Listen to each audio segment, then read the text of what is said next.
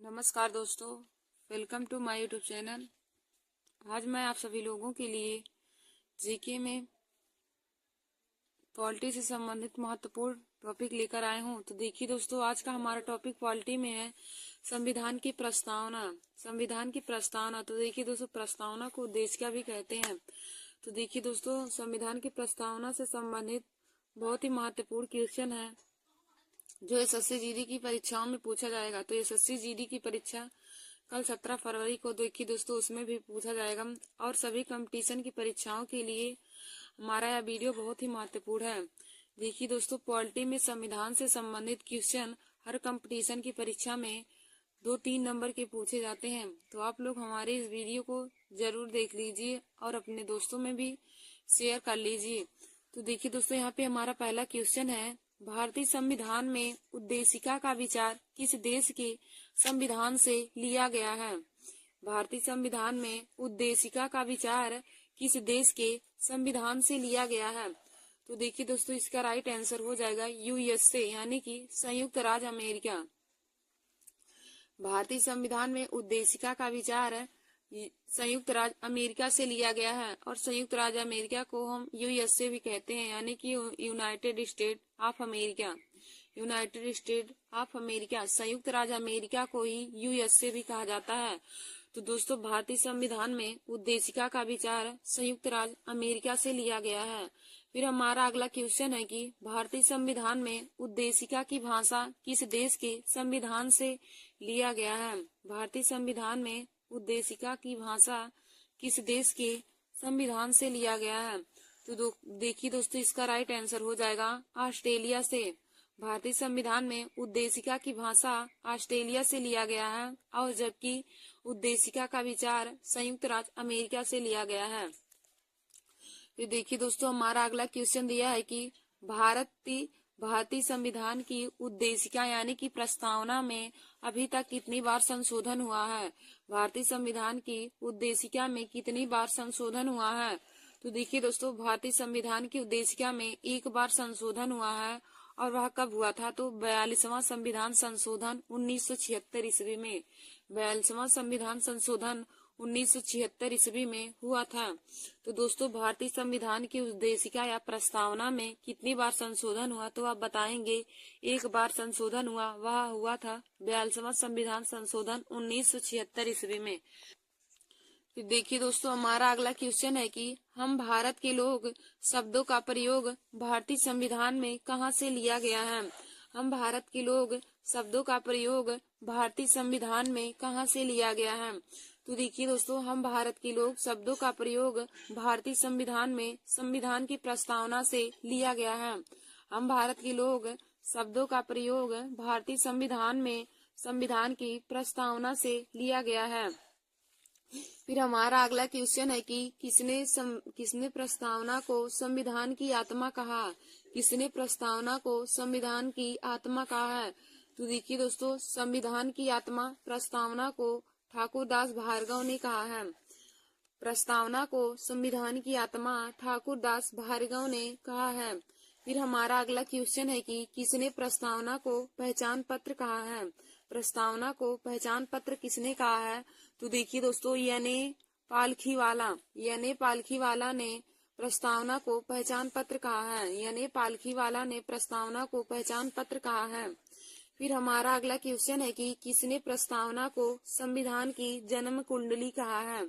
किसने प्रस्तावना को संविधान की जन्म कुंडली कहा है? तो देखिए दोस्तों, के.एम. मुंशी ने संविधान को प्रस्तावना की जन्म कुंडली कहा है। देखिए दोस्तों, प्रस्तावना को संविधान की आत्मा ठाकुर दास भार्गव ने कहा है। प्रस्तावना को संविधान की आत्मा ठाकुर दास भार्गव ने कहा है। प्रस्तावना को पहचान पत्र यानी पालखीवाला ने कहा है, और प्रस्तावना को संविधान की जन्म कुंडली के.एम. मुंशी ने कहा है। प्रस्तावना को संविधान की जन्म कुंडली के.एम. मुंशी ने कहा है। फिर देखिए दोस्तों, हमारा अगला क्वेश्चन दिया है, संविधान सभा की पहली बैठक कब हुई थी? संविधान सभा की पहली बैठक कब हुई? तो देखिए दोस्तों, संविधान सभा की पहली बैठक 9 दिसंबर 1946 ईस्वी को हुई थी। संविधान सभा की पहली बैठक 9 दिसंबर 1946 ईस्वी को हुई थी। और दोस्तों, यदि पूछे कि संविधान सभा की पहली बैठक कहाँ पर हुई थी, तो संविधान सभा की पहली बैठक 9 दिसंबर 1946 ईस्वी को नई दिल्ली में हुई थी। फिर हमारा अगला क्वेश्चन है कि संविधान सभा के अस्थायी अध्यक्ष कौन है। संविधान सभा के अस्थायी अध्यक्ष कौन है। तो दोस्तों संविधान सभा के अस्थायी अध्यक्ष डॉक्टर राजेंद्र प्रसाद जी हैं। संविधान सभा के अस्थायी अध्यक्ष डॉक्टर राजेंद्र प्रसाद जी हैं। फिर हमारा अगला क्वेश्चन है कि संविधान सभा के अस्थायी अध्यक्ष कौन है। संविधान सभा के अस्थायी अध्यक्ष कौन है।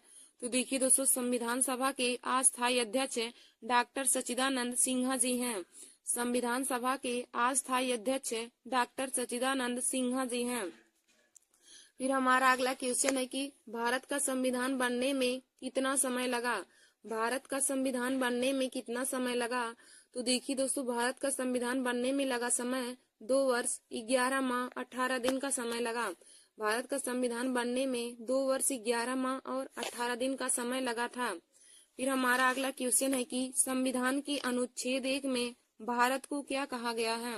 संविधान के अनुच्छेद 1 में भारत को क्या कहा गया है। तो देखिए दोस्तों संविधान के अनुच्छेद 1 में भारत को राज्यों का संघ कहा गया है। संविधान के अनुच्छेद 1 में भारत को राज्यों का संघ कहा गया है। फिर हमारा अगला क्वेश्चन है कि स्वतंत्र भारत के पहले कानून मंत्री कौन थे। स्वतंत्र भारत के पहले कानून मंत्री कौन थे। तो देखिए दोस्तों स्वतंत्र भारत के पहले कानून मंत्री डॉक्टर भीमराव अंबेडकर जी थे। स्वतंत्र भारत के पहले कानून मंत्री डॉक्टर भीमराव अंबेडकर जी थे। फिर हमारा अगला क्वेश्चन है कि किस संविधान संशोधन को मिनी संविधान या लघु संविधान संशोधन कहते हैं। किस संविधान संशोधन को मिनी संविधान या लघु संविधान कहते हैं। तो देखिए दोस्तों 42वें संविधान संशोधन को मिनी संविधान या लघु संविधान के नाम से जाना जाता है। 42वें संविधान संशोधन को मिनी संविधान या लघु संविधान कहते हैं। फिर हमारा आगे अगला क्वेश्चन दिया है कि मौलिक अधिकार किस देश के संविधान से लिया गया है। मौलिक अधिकार किस देश के संविधान से लिया गया है। तो देखिए दोस्तों मौलिक अधिकार अमेरिका देश के संविधान से लिया गया है। मौलिक अधिकार किस देश के संविधान से लिया गया है। तो दोस्तों मौलिक अधिकार अमेरिका देश के संविधान से लिया गया है। फिर देखिए दोस्तों हमारा अगला क्वेश्चन दिया है कि भारतीय संविधान की समवर्ती सूची की धारणा किस देश के संविधान से लिया गया है। भारतीय संविधान की समवर्ती सूची की धारणा किस देश के संविधान से लिया गया है। तो दोस्तों भारतीय संविधान की समवर्ती सूची की धारणा ऑस्ट्रेलिया देश के संविधान से लिया गया है। समवर्ती सूची की अवधारणा ऑस्ट्रेलिया देश के संविधान से लिया गया है। फिर हमारा अगला क्वेश्चन है कि संविधान में संशोधन किस देश के संविधान से लिया गया है। संविधान में संशोधन किस देश के संविधान से लिया गया है। तो देखिए दोस्तों संविधान में संशोधन दक्षिण अफ्रीका से लिया गया है। संविधान में संशोधन दक्षिण अफ्रीका से लिया गया है। फिर हमारा अगला क्वेश्चन दिया है कि मौलिक कर्तव्य किस देश के संविधान से लिया गया है। मौलिक कर्तव्य किस देश के संविधान से लिया गया है। तो दोस्तों मौलिक कर्तव्य रूस के संविधान से लिया गया है। मौलिक कर्तव्य रूस के संविधान से लिया गया है। फिर हमारा अगला क्वेश्चन है कि राज्य के नीति निर्देशक सिद्धांत किस देश के संविधान से लिया गया है। राज्य के नीति निर्देशक सिद्धांत किस देश के संविधान से लिया गया है। तो दोस्तों राज्य के नीति निर्देशक सिद्धांत आयरलैंड के संविधान से लिया गया है। फिर हमारा अगला क्वेश्चन है आगे की भारतीय संविधान में कितनी अनुसूचियां हैं। भारतीय संविधान में कितनी अनुसूचियां हैं। तो देखिए दोस्तों वर्तमान भारतीय संविधान में कुल 12 अनुसूचियां हैं। अब यदि पूछे कि मूल संविधान में कितनी अनुसूचियां थी तो आप बताएंगे मूल संविधान में 8 अनुसूचियां थी जबकि वर्तमान संविधान में 12 अनुसूचियां हैं। देखिए दोस्तों यदि पूछे कि मूल संविधान में कितनी अनुसूचियां हैं तो आप बताएंगे मूल संविधान में 8 अनुसूचियां थी और वर्तमान संविधान में 12 अनुसूचियां हैं। फिर हमारा अगला क्वेश्चन है कि भारत में एकल नागरिकता की अवधारणा किस देश के संविधान से लिया गया है। भारत में एकल नागरिकता की अवधारणा किस देश के संविधान से लिया गया है। तो देखिए दोस्तों भारत में एकल नागरिकता की अवधारणा इंग्लैंड देश के संविधान से लिया गया है। भारत में एकल नागरिकता की अवधारणा इंग्लैंड देश के संविधान से लिया गया है।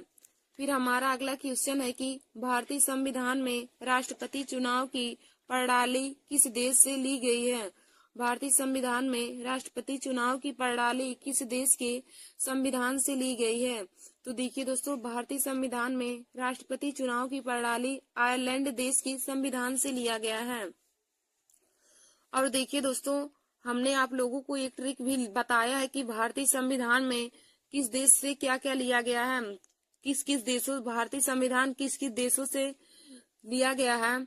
तो उसका हमने आप लोगों को ट्रिक बताया था, आबिद आज रुक जा अमेरिका, आबिद आज रुक जा अमेरिका। तो दोस्तों, जिन भी स्टूडेंट को हमारा ट्रिक नहीं पता, वे लोग हमारे चैनल पे जा करके हमारे उस वीडियो को जरूर देख लीजिए। तो उसमें हमने बहुत ही आसानी ट्रिक की सहायता से बताया है कि भारतीय संविधान किन किन देशों से लिया गया है।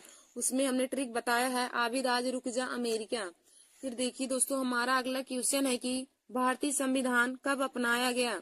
भारतीय संविधान पूर्ण रूप से कब बनकर तैयार हुआ? तो दोस्तों, भारतीय संविधान पूर्ण रूप से बनकर तैयार हुआ 26 नवंबर 1949 ईस्वी को।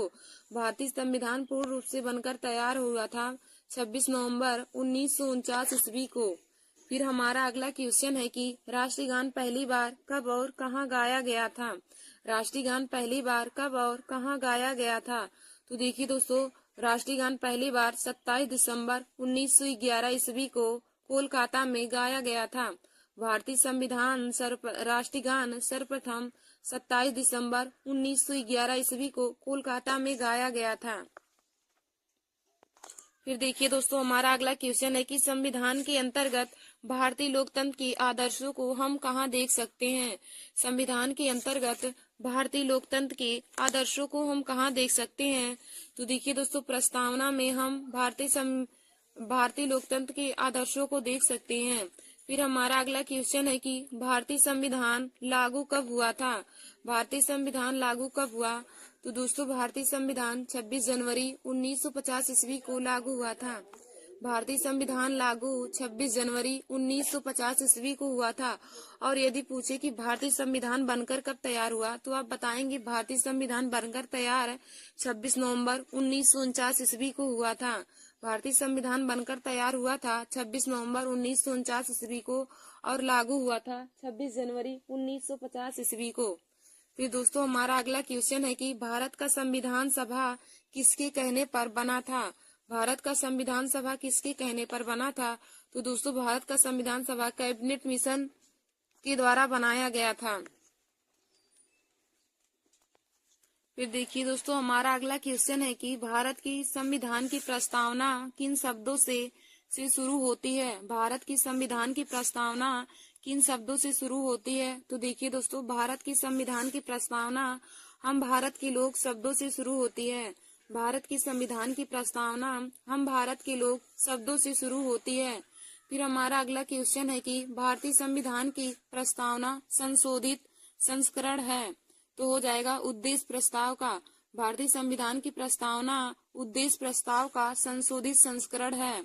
फिर हमारा अगला क्वेश्चन है दोस्तों, संविधान सभा में उद्देश्य प्रस्ताव किसने प्रस्तुत किया था? संविधान सभा में उद्देश्य प्रस्ताव किसने प्रस्तुत किया? तो देखिए दोस्तों, संविधान सभा में उद्देश्य प्रस्ताव पंडित जवाहरलाल नेहरू ने प्रस्तुत किया था।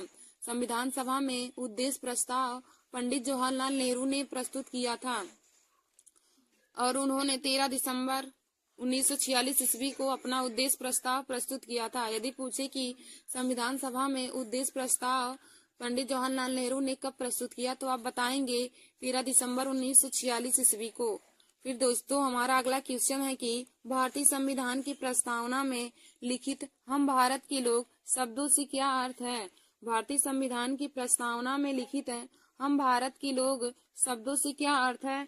तो देखिए दोस्तों, भारतीय संविधान की प्रस्तावना में लिखित है हम भारत के लोग शब्दों से अर्थ है कि संविधान का निर्माण भारत की जनता के द्वारा हुआ है। संविधान का निर्माण भारत की जनता द्वारा हुआ है, यही संविधान में लिखित है हम भारत के लोग शब्दों का अर्थ है।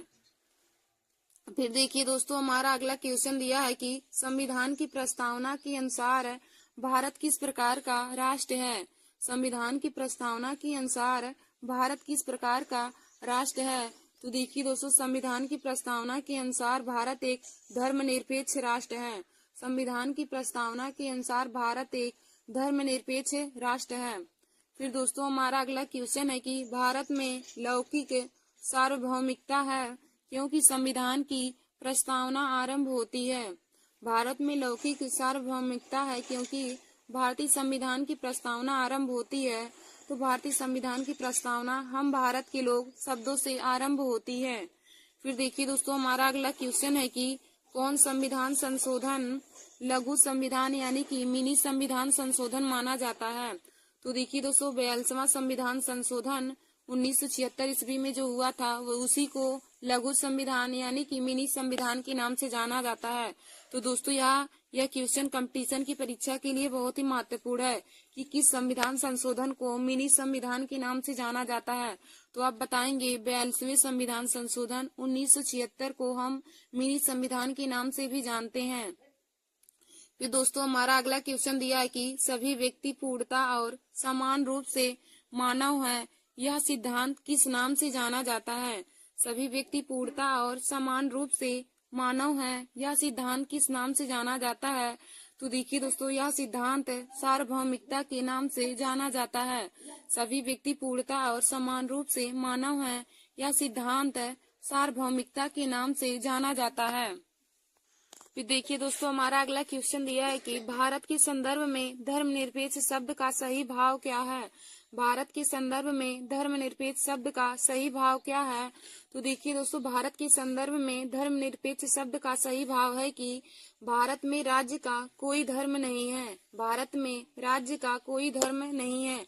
धर्मनिरपेक्ष शब्द का अर्थ है कि भारत में राज्य का कोई धर्म नहीं है। फिर हमारा अगला क्वेश्चन है कि भारत के संविधान की प्रस्तावना में कितने प्रकार की स्वतंत्रता का उल्लेख है। भारत के संविधान की प्रस्तावना में कितने प्रकार की स्वतंत्रता का उल्लेख है। तो देखिए दोस्तों भारत के संविधान की प्रस्तावना में 5 प्रकार की स्वतंत्रता का उल्लेख है। भारत की संविधान की प्रस्तावना में 5 प्रकार की स्वतंत्रता का उल्लेख है, जिसमें नंबर 1 है विचार की स्वतंत्रता, नंबर 2 है धर्म की स्वतंत्रता, नंबर 3 है विश्वास की स्वतंत्रता, नंबर 4 है अभिव्यक्ति की स्वतंत्रता और नंबर 5 है उपासना की स्वतंत्रता। देखिए दोस्तों भारत के संविधान की प्रस्तावना में 5 प्रकार की स्वतंत्रता का उल्लेख है। भारत की संविधान की प्रस्तावना में 5 प्रकार की स्वतंत्रता का उल्लेख है, जिनमें हमारा पहला है विचार की स्वतंत्रता, दूसरा है धर्म की स्वतंत्रता, तीसरा है विश्वास की स्वतंत्रता, चौथा है अभिव्यक्ति की स्वतंत्रता और 5वां है उपासना की स्वतंत्रता। फिर देखिए दोस्तों हमारा अगला क्वेश्चन है कि भारत की संविधान की प्रस्तावना में वर्णित राष्ट्र की एकता और अखंडता का आधार क्या होना चाहिए। भारत की संविधान की प्रस्तावना में वर्णित राष्ट्र की एकता और अखंडता का आधार क्या होना चाहिए। तो देखिए दोस्तों इसका आधार बंधुत्व की भावना होनी चाहिए। अखंडता और राष्ट्र की एकता का आधार बंधुत्व की भावना यानी कि भाईचारे की भावना होनी चाहिए। फिर दोस्तों हमारा अगला क्वेश्चन है कि किस वाद के फैसले में सर्वोच्च न्यायालय ने सर्वप्रथम घोषित किया कि उद्देशिका संविधान का हिस्सा नहीं है। किस वाद के फैसले में सर्वोच्च न्यायालय ने सर्वप्रथम घोषित किया कि उद्देशिका संविधान का हिस्सा नहीं है। तो देखिए दोस्तों बेरूवादी यूनियनवाद फैसले में सर्वोच्च न्यायालय ने सर्वप्रथम घोषित किया था कि उद्देशिका संविधान का हिस्सा नहीं है। देखिए दोस्तों बेरूवादी यूनियनवाद जो 1960 ईस्वी में सर्वोच्च न्यायालय ने फैसला लिया था, उसमें उन्होंने घोषणा किया कि उद्देशिका संविधान का हिस्सा नहीं है। फिर दोस्तों हमारा अगला क्वेश्चन है कि संविधान निर्माताओं ने किस पर विशेष ध्यान दिया था। संविधान निर्माताओं ने किस पर विशेष ध्यान दिया था। तो देखिए दोस्तों संविधान निर्माताओं ने सबसे ज्यादा ध्यान प्रस्तावना पर दिया था। फिर हमारा अगला क्वेश्चन और आज का लास्ट क्वेश्चन है कि संविधान में हमारे राष्ट्र का उल्लेख है किन किन नामों से किया गया है। संविधान में हमारे राष्ट्र का उल्लेख है किन किन नामों से किया गया है। तो देखिए दोस्तों संविधान में हमारे राष्ट्र का उल्लेख भारत और इंडिया के नाम से किया गया है। संविधान में हमारे राष्ट्र का नाम भारत और इंडिया के नाम से किया गया है। धन्यवाद दोस्तों। ऐसे हमारे वीडियो को देखने के लिए और जीके और पॉलिटी के और क्वेश्चन को पाने के लिए तथा जीके के सभी ट्रिक को पाने के लिए आप सभी लोग हमारे YouTube channel Nancy success classes को सब्सक्राइब कर लीजिए और अपने दोस्तों में शेयर करना ना भूलिए। देखिए दोस्तों, पॉलिटी की इससे संबंधित क्वेश्चन हर कंपटीशन की परीक्षाओं में पूछे जाते हैं, तो आप लोग हमारे इस वीडियो को जरूर देख लीजिए और सभी क्वेश्चन को अपने कॉपी में जरूर नोट कर लीजिए। देखिए दोस्तों, एसएससी जीडी का पेपर इस समय चल रहा है और कल भी है 17 फरवरी को, तो पॉलिटी से संबंधित क्वेश्चन उसमें पूछे जाएंगे। तो इसमें से जरूर 2-3 क्वेश्चन उसमें पूछे जाएंगे, तो आप लोग हमारे वीडियो को जरूर देख लीजिए। धन्यवाद दोस्तों।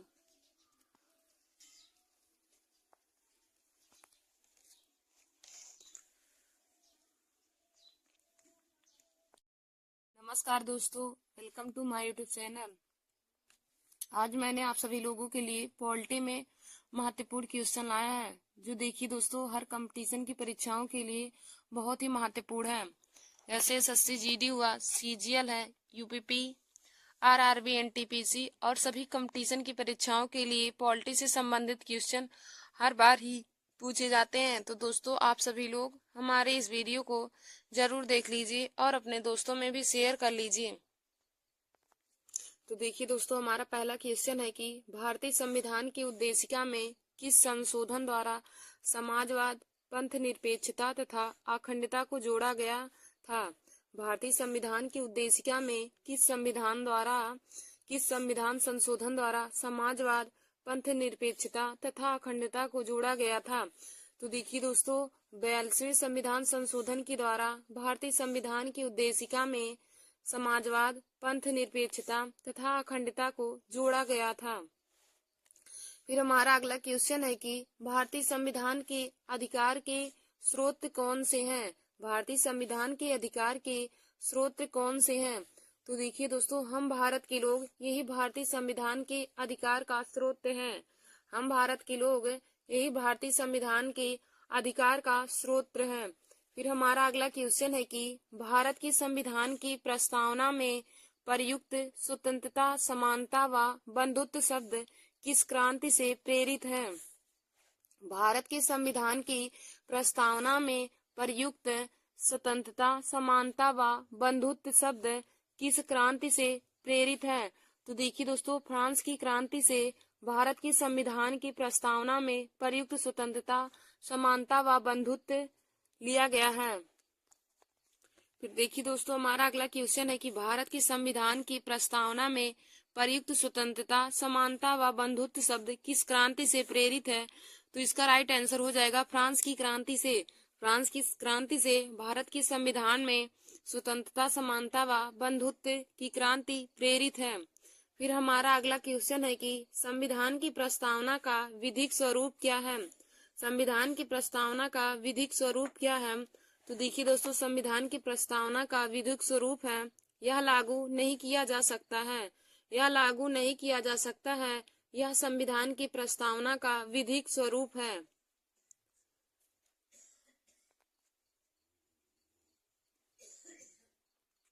फिर देखिए दोस्तों, हमारा अगला क्वेश्चन है कि भारत के संविधान की प्रस्तावना के शुरुआती शब्द के संविधान से लिए गए हैं।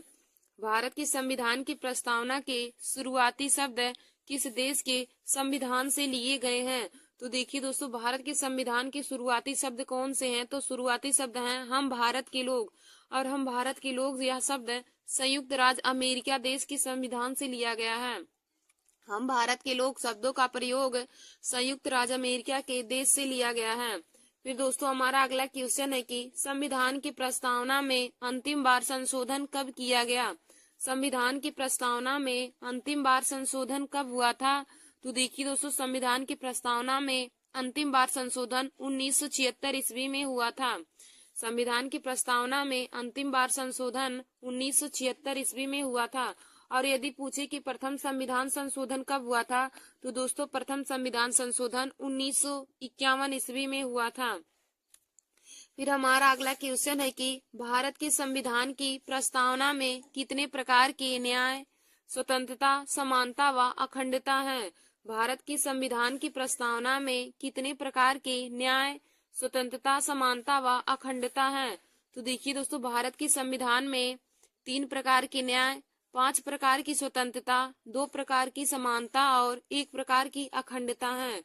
भारत के संविधान में 3 प्रकार के न्याय हैं, 5 प्रकार की स्वतंत्रता है, 2 प्रकार की समानता है और 1 प्रकार की अखंडता है। फिर दोस्तों हमारा अगला क्वेश्चन है कि संविधान की प्रस्तावना में भारत को क्या कहा गया है। संविधान की प्रस्तावना में भारत को क्या कहा गया है।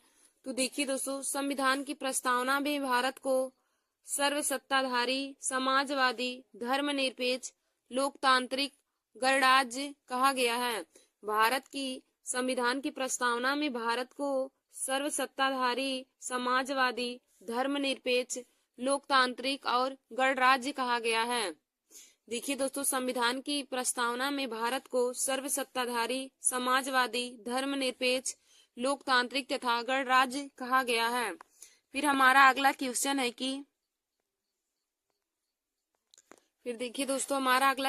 कि संविधान की प्रस्तावना में प्रयुक्त शब्द सेक्युलर को क्या अर्थ है। भारत की संविधान की प्रस्तावना में प्रयुक्त शब्द सेक्युलर का क्या अर्थ है। तो देखिए दोस्तों, सेक्युलर का अर्थ है सभी नागरिकों को धर्म एवं उपासना की स्वतंत्रता। सभी नागरिकों को धर्म एवं उपासना की स्वतंत्रता। फिर हमारा अगला क्वेश्चन है कि संविधान सभा में राज्य के नीति निदेशक सिद्धांत की धारणा कहाँ के संविधान से ली गई है या फिर किस देश के संविधान से लिया गया है। संविधान सभा में राज्य की नीति निदेशक सिद्धांत की धारणा किस देश के संविधान से लिया गया है। तो देखिए दोस्तों, आयरलैंड देश के संविधान से संविधान सभा में राज्य के नीति निदेशक सिद्धांत लिए गए हैं। संविधान सभा में राज्य की नीति निदेशक सिद्धांत आयरलैंड के संविधान से लिया गया है। और देखिए दोस्तों, राज्य की नीति निदेशक सिद्धांत यह हमारा भाग 4 में है। भाग 4 में राज्य के नीति निदेशक सिद्धांत का वर्णन किया गया है और राज्य के नीति निदेशक सिद्धांत आर्टिकल 36 से लेकर 51 तक है। राज्य के नीति निदेशक सिद्धांत आर्टिकल 36 से लेकर 51 तक है और राज्य की नीति निदेशक सिद्धांत आयरलैंड के संविधान से लिए गए हैं। आयरलैंड देश के संविधान से लिए गए हैं। और दोस्तों, राज्य के नीति निदेशक सिद्धांत के बारे में वर्णन भाग 4 में है। फिर हमारा अगला क्वेश्चन है कि डॉक्टर भीमराव अम्बेडकर ने संविधान का हृदय और आत्मा किसे कहा है। डॉक्टर भीमराव अम्बेडकर ने संविधान का हृदय और आत्मा किसे कहा है। तो देखिए दोस्तों, डॉक्टर भीमराव अम्बेडकर ने संवैधानिक उपचारों के अधिकार को संविधान का हृदय और आत्मा कहा है। संवैधानिक उपचारों के अधिकार को डॉक्टर भीमराव अम्बेडकर ने संविधान का हृदय और आत्मा कहा है। और देखिए दोस्तों, संवैधानिक उपचारों का अधिकार हमारा आर्टिकल 32 में है। संवैधानिक उपचारों का अधिकार आर्टिकल 32 में है और आर्टिकल 32 को ही डॉक्टर भीमराव अम्बेडकर ने संविधान का हृदय और आत्मा कहा है। यदि पूछे कि डॉक्टर भीमराव अम्बेडकर ने संविधान के किस आर्टिकल को संविधान का हृदय और आत्मा कहा है, तो दोस्तों आप बताएंगे कि आर्टिकल 32 को डॉक्टर भीमराव अम्बेडकर ने संविधान का हृदय और आत्मा कहा है। फिर देखिए दोस्तों, हमारा अगला क्वेश्चन है कि हाउस ऑफ द पीपल को लोकसभा का नाम किस वर्ष दिया गया था। हाउस ऑफ द पीपल को लोकसभा का नाम किस वर्ष दिया गया था। तो देखिए दोस्तों, हाउस ऑफ द पीपल को लोकसभा का नाम 1954 ईस्वी में दिया गया था। हाउस ऑफ द पीपल को लोकसभा का नाम 1954 ईस्वी में दिया गया था। फिर हमारा अगला क्वेश्चन है कि रिट जारी किए जाते हैं। रिट जारी किए जाते हैं, तो देखिए दोस्तों, रिट जारी किए जाते हैं सर्वोच्च न्यायालय और उच्च न्यायालयों के द्वारा। सर्वोच्च न्यायालय और उच्च न्यायालयों के द्वारा रिट जारी किए जाते हैं। फिर दोस्तों, हमारा अगला क्वेश्चन है कि संविधान की संकल्पना का उद्भव सर्वप्रथम किस देश में हुआ। संविधान की संकल्पना का उद्भव सर्वप्रथम किस देश में हुआ। तो देखिए दोस्तों, संविधान की संकल्पना का उद्भव सर्वप्रथम ब्रिटेन देश में हुआ था। संविधान की संकल्पना का उद्भव सर्वप्रथम ब्रिटेन देश में हुआ था। फिर हमारा अगला क्वेश्चन है कि देश का प्रथम विधि अधिकारी कौन है। देश का प्रथम विधि अधिकारी कौन है। तो देखिए दोस्तों, देश का प्रथम विधि अधिकारी महान्यायवादी है। देश का प्रथम विधि अधिकारी कौन है। तो दोस्तों, देश का प्रथम विधि अधिकारी महान्यायवादी है। फिर देखिए दोस्तों, हमारा अगला क्वेश्चन है कि भारतीय संविधान का अभिरक्षक कौन है। भारतीय संविधान का अभिरक्षक कौन है? तो देखिए दोस्तों, भारत का मुख्य न्यायाधीश भारतीय संविधान का अभिरक्षक माना जाता है। भारतीय संविधान का अभिरक्षक कौन है? तो दोस्तों, भारत का मुख्य न्यायाधीश भारतीय संविधान का अभिरक्षक है। फिर हमारा अगला क्वेश्चन है कि भारतीय संविधान में कुल कितने मौलिक कर्तव्य हैं? भारतीय संविधान में कुल कितने मौलिक कर्तव्य हैं? तो देखिए दोस्तों, भारतीय संविधान में कुल मौलिक कर्तव्य 11 हैं। भारतीय संविधान में कुल मौलिक कर्तव्य 11 हैं। फिर हमारा अगला क्वेश्चन है कि भारतीय संविधान में मौलिक कर्तव्य कब समाविष्ट किए गए? भारतीय संविधान में मौलिक कर्तव्य कब समाविष्ट किए गए? तो देखिए दोस्तों, सन 1976 ईस्वी में भारतीय संविधान में मौलिक कर्तव्य समाविष्ट किए गए थे। भारतीय संविधान में मौलिक कर्तव्य 1976 ईस्वी में समाविष्ट किए गए थे। फिर देखिए दोस्तों, हमारा अगला क्वेश्चन है कि संविधान का अधिकार एक मौलिक अधिकार कब बन गया? संविधान का अधिकार एक मौलिक अधिकार कब बन गया? तो दोस्तों देखिए, शिक्षा का अधिकार एक मौलिक अधिकार कब बन गया? हमारा क्वेश्चन है कि शिक्षा का अधिकार एक मौलिक अधिकार कब बन गया?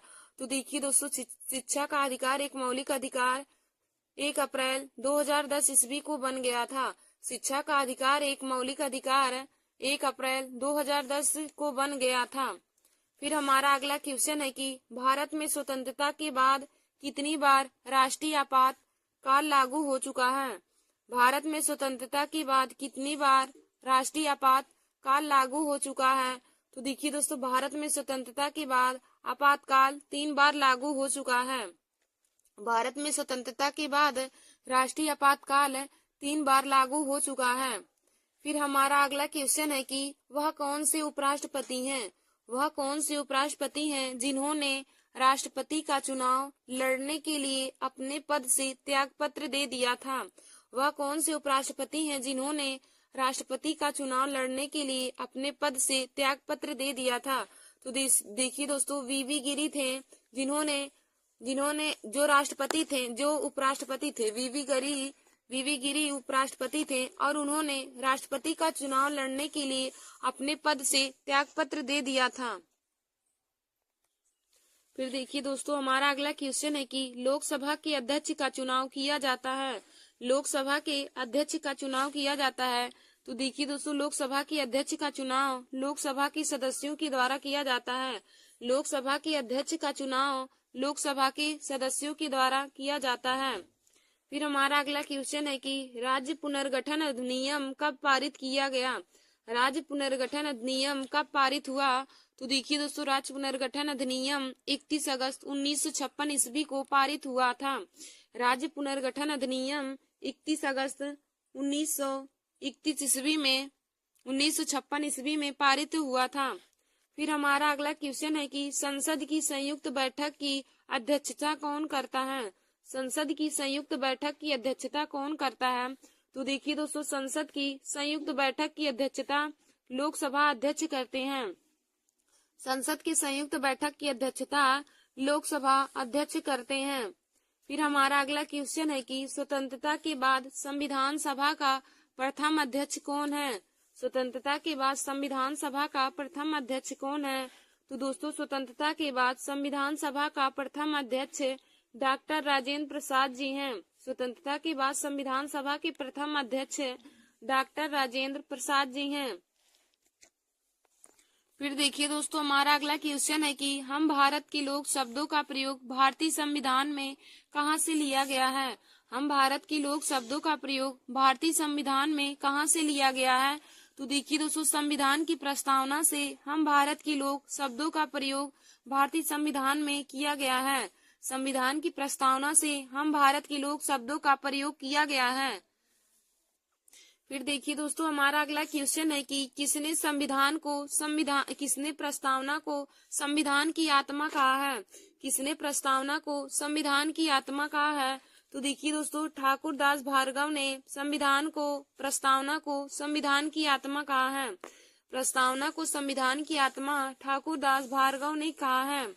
फिर हमारा अगला क्वेश्चन है कि किसने प्रस्तावना को पहचान पत्र कहा है? किसने प्रस्तावना को पहचान पत्र कहा है? तो दोस्तों प्रस्तावना को पहचान पत्र यानी पालखी वाला ने कहा है। प्रस्तावना को पहचान पत्र यानी पालखी वाला ने कहा है। फिर हमारा अगला क्वेश्चन है कि किसने प्रस्तावना को संविधान की जन्म कुंडली कहा है। किसने प्रस्तावना को संविधान की जन्म कुंडली कहा है। तो देखिए दोस्तों के.एम. मुंशी जी ने प्रस्तावना को संविधान की जन्म कुंडली कहा है। फिर देखिए दोस्तों हमारा अगला क्वेश्चन है कि संविधान की प्रस्तावना के अनुसार भारत किस प्रकार का राष्ट्र है। संविधान की प्रस्तावना के अनुसार भारत किस प्रकार का राष्ट्र है। तो देखिए दोस्तों संविधान की प्रस्तावना के अनुसार भारत एक धर्मनिरपेक्ष राष्ट्र है। संविधान की प्रस्तावना के अनुसार भारत एक धर्मनिरपेक्ष राष्ट्र है। फिर हमारा अगला क्वेश्चन है कि भारतीय संविधान में उद्देशिका का विचार किस देश के संविधान से लिया गया है। भारतीय संविधान में उद्देशिका का विचार किस देश के संविधान से लिया गया है। तो देखिए दोस्तों भारतीय संविधान में उद्देशिका का विचार संयुक्त राज्य अमेरिका यानी कि यूएसए से लिया गया है। भारतीय संविधान में उद्देशिका का विचार संयुक्त राज्य अमेरिका यानी कि यूएसए से लिया गया है। फिर हमारा अगला क्वेश्चन है कि भारतीय संविधान में उद्देशिका का ही भाषा भारतीय संविधान में उद्देशिका की भाषा किस देश के संविधान से लिया गया है। भारतीय संविधान में उद्देशिका की भाषा किस देश के संविधान से लिया गया है। तो देखिए दोस्तों भारतीय संविधान में उद्देशिका की भाषा ऑस्ट्रेलिया देश के संविधान से लिया गया है। भारतीय संविधान में उद्देशिका की भाषा ऑस्ट्रेलिया देश के संविधान से लिया गया है। फिर हमारा अगला क्वेश्चन है कि भारतीय संविधान की उद्देशिका यानी कि प्रस्तावना में कितनी बार संशोधन हुआ था। भारतीय संविधान की उद्देशिका यानी कि प्रस्तावना में कितनी बार संशोधन हुआ था। तो दोस्तों भारतीय संविधान की प्रस्तावना में एक बार संशोधन हुआ था और वह कब हुआ। 42वां संविधान संशोधन 1976 के द्वारा। 42वां संविधान संशोधन 1976 के द्वारा संविधान की उद्देशिका में संशोधन हुआ था। धन्यवाद दोस्तों। ऐसे हमारे वीडियो को देखने के लिए और जीके और पॉलिटी के और सभी इम्पोर्टेंट क्वेश्चन को पाने के लिए आप सभी लोग हमारे YouTube channel Nancy success classes को सब्सक्राइब कर लीजिए और अपने दोस्तों में शेयर करना ना भूलिए। देखिए दोस्तों आज का जो हमारा यह वीडियो पॉलिटी का है यह हर कंपटीशन की परीक्षा के लिए बहुत ही महत्वपूर्ण है। जैसे एसएससी जीडी का पेपर हो रहा उसमें भी पॉलिटी से संबंधित हर क्वेश्चन पूछे जाते हैं। और दोस्तों जीडी हुआ, सीजीएल हुआ, यूपीपी है, आरआरबी, एनटीपीसी है, ग्रुप डी सभी कंपटीशन की परीक्षाओं के लिए बहुत ही महत्वपूर्ण है। तो आप लोग हमारे इस वीडियो को जरूर देख लीजिएगा। धन्यवाद दोस्तों।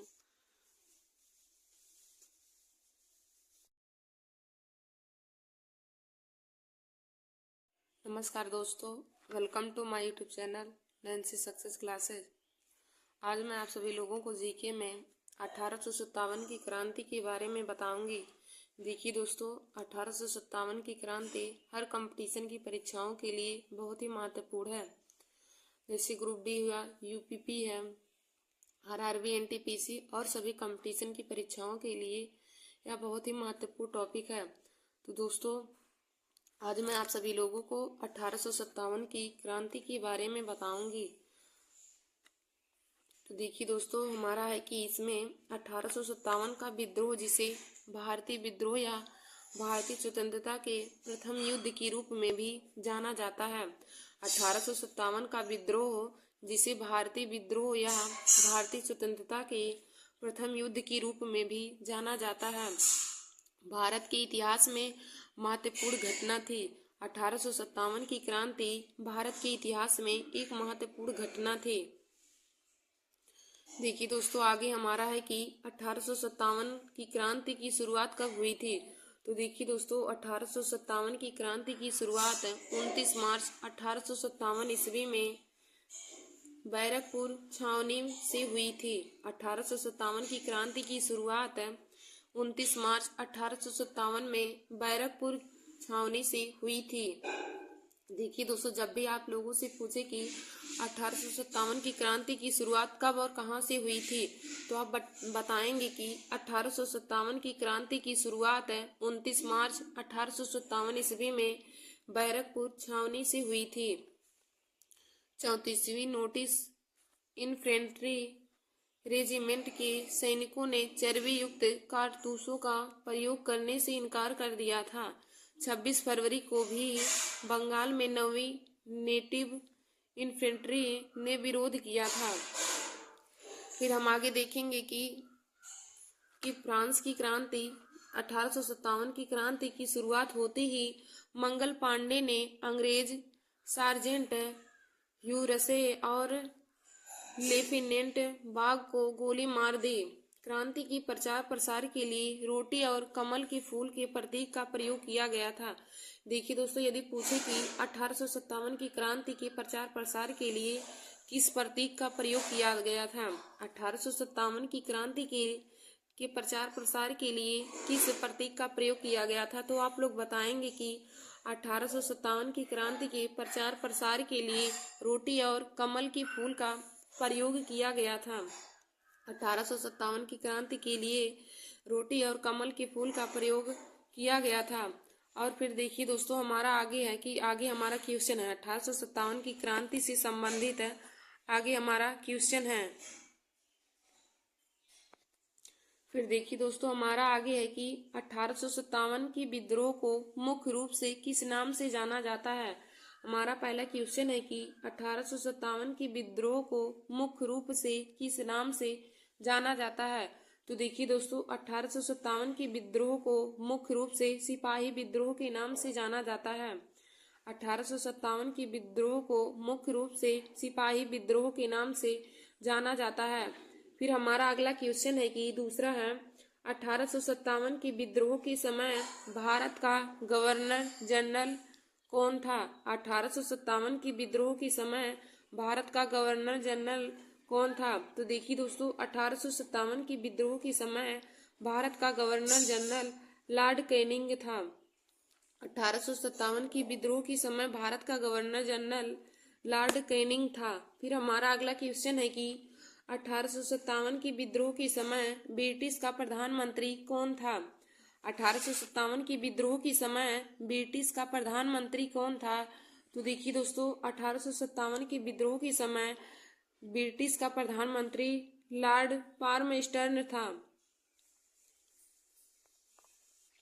देखिए दोस्तों, हमारा अगला क्वेश्चन है कि 1857 की स्वाधीनता संग्राम का प्रतीक क्या था। 1857 की स्वाधीनता संग्राम का प्रतीक क्या था। तो देखिए दोस्तों, 1857 की स्वाधीनता संग्राम का प्रतीक कमल और रोटी था। 1857 की स्वाधीनता संग्राम का प्रतीक कमल और रोटी था। फिर हमारा अगला क्वेश्चन है कि 1857 की क्रांति का प्रमुख कारण क्या था। 1857 की क्रांति का प्रमुख कारण क्या था, यानी कि 1857 की क्रांति होने का मुख्य कारण क्या था। तो देखिए दोस्तों, 1857 की क्रांति होने का मुख्य कारण ब्रिटिश साम्राज्य की नीति थी। 1857 की क्रांति होने का प्रमुख कारण ब्रिटिश साम्राज्य की नीति थी। फिर हमारा अगला क्वेश्चन दिया है आगे, अंग्रेजी भारतीय सेना में चर्बी वाले कारतूसों से चलने वाली इनफील्ड राइफल कब शामिल की गई। अंग्रेजी भारतीय सेना में चर्बी वाले कारतूसों से चलने वाली इनफील्ड राइफल कब शामिल की गई। तो देखिए दोस्तों, दिसंबर 1856 ईस्वी में अंग्रेजी भारतीय सेना में चर्बी वाले कारतूसों से चलने वाली इनफील्ड राइफल को शामिल किया गया था। फिर हमारा अगला क्वेश्चन है कि 1857 का विद्रोह 10 मई 1857 को मेरठ से हुआ और कहाँ समाप्त हुआ था। 1857 का विद्रोह 10 मई 1857 को मेरठ से शुरू हुआ और कहाँ पर समाप्त हुआ। तो देखिए दोस्तों, 1857 का विद्रोह 10 मई 1857 ईस्वी को मेरठ में शुरू हुआ था और वह जाकर के ग्वालियर में समाप्त हुआ था। यदि पूछे कि 1857 का विद्रोह कब और कहाँ पे शुरू हुआ था, तो आप बताएंगे कि 1857 का विद्रोह 10 मई 1857 ईस्वी को मेरठ में शुरू हुआ था।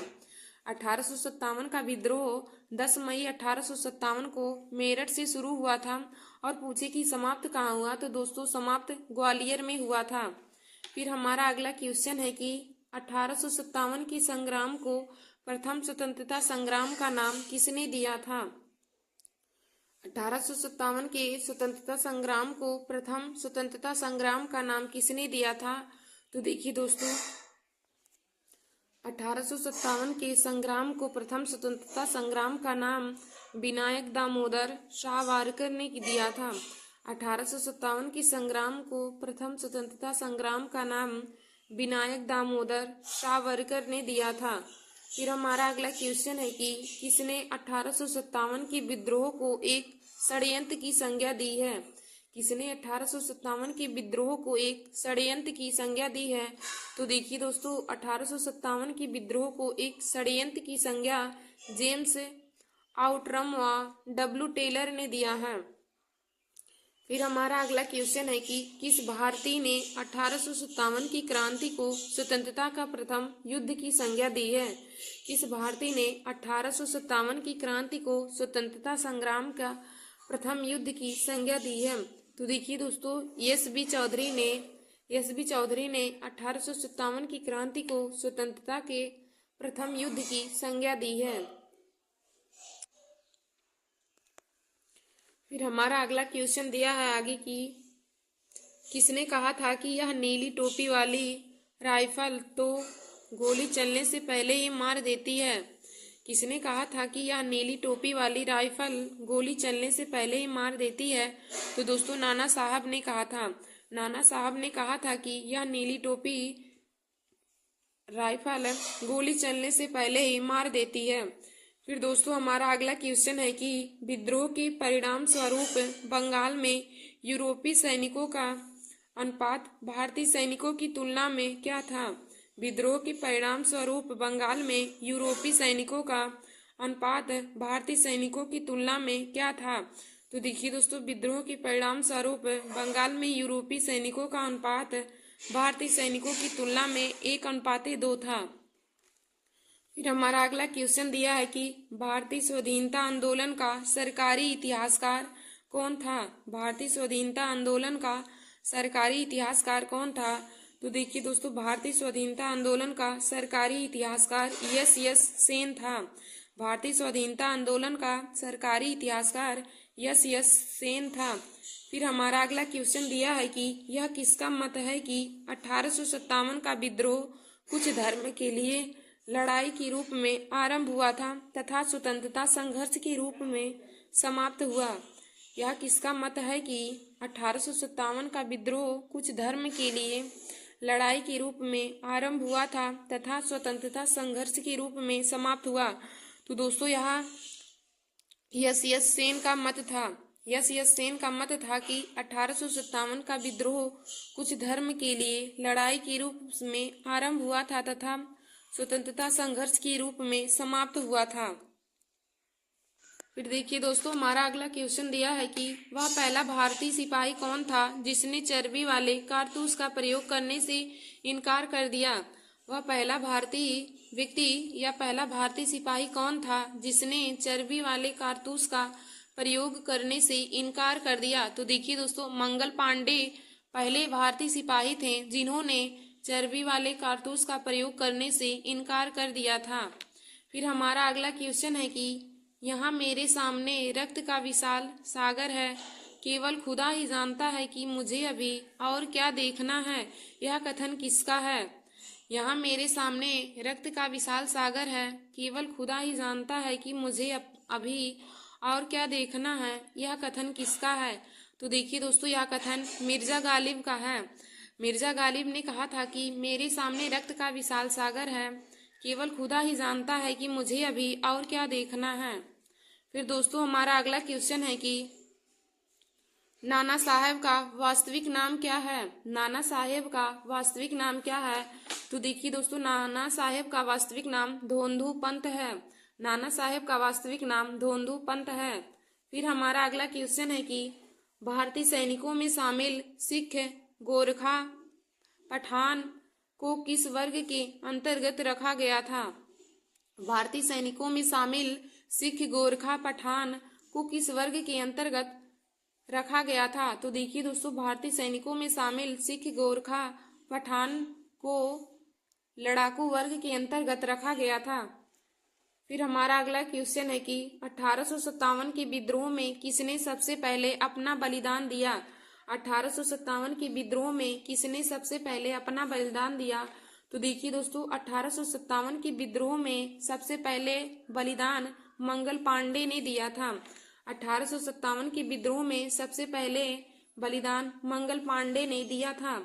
फिर हमारा अगला क्वेश्चन है कि 1857 के विद्रोह को शक्ति का सबसे महत्वपूर्ण तत्व कौन था। 1857 के विद्रोह की शक्ति का सबसे महत्वपूर्ण तत्व कौन था। तो दोस्तों, हिंदू मुस्लिम की एकता। हिंदू मुस्लिम की एकता 1857 की विद्रोह की शक्ति का सबसे महत्वपूर्ण तत्व था। फिर हमारा अगला क्वेश्चन है कि रानी लक्ष्मीबाई का मूल नाम क्या था। रानी लक्ष्मीबाई का मूल नाम क्या था। तो देखिए दोस्तों, रानी लक्ष्मीबाई का मूल नाम मणिकर्णिका था। रानी लक्ष्मीबाई का मूल नाम मणिकर्णिका था।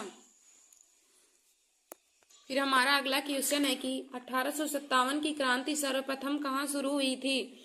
1857 की क्रांति सर्वप्रथम कहाँ शुरू हुई थी। तो देखिए दोस्तों, 1857 की क्रांति सर्वप्रथम मेरठ यानी कि उत्तर प्रदेश में शुरू हुई थी। 1857 की क्रांति सर्वप्रथम मेरठ में शुरू हुई थी।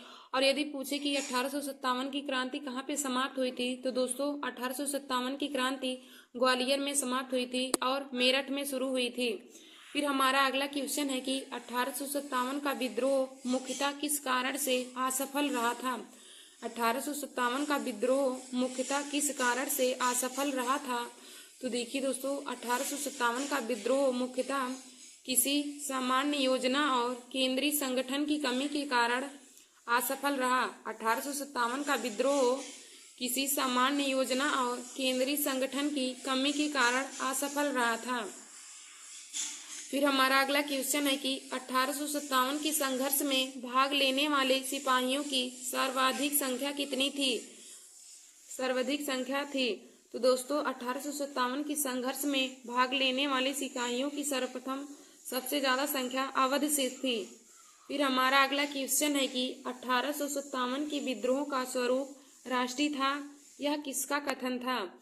1857 के विद्रोह का स्वरूप राष्ट्रीय था, यह कथन किसका था। तो दोस्तों, यह कथन अशोक मेहता का था।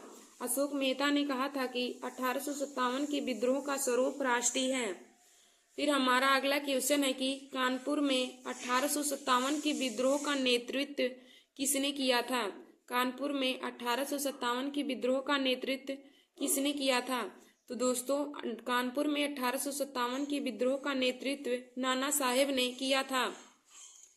फिर हमारा अगला क्वेश्चन है कि 1857 के विद्रोह को किस कवि ने उर्दू में देखा था। 1857 के विद्रोह को किस उर्दू कवि ने देखा था। तो दोस्तों, गालिब ने 1857 के विद्रोह को उर्दू में देखा था। धन्यवाद दोस्तों। ऐसे हमारे वीडियो को देखने के लिए और जीके के महत्वपूर्ण क्वेश्चन को पाने के लिए आप सभी लोग हमारे YouTube channel Nancy success classes को सब्सक्राइब कर लीजिए। धन्यवाद दोस्तों।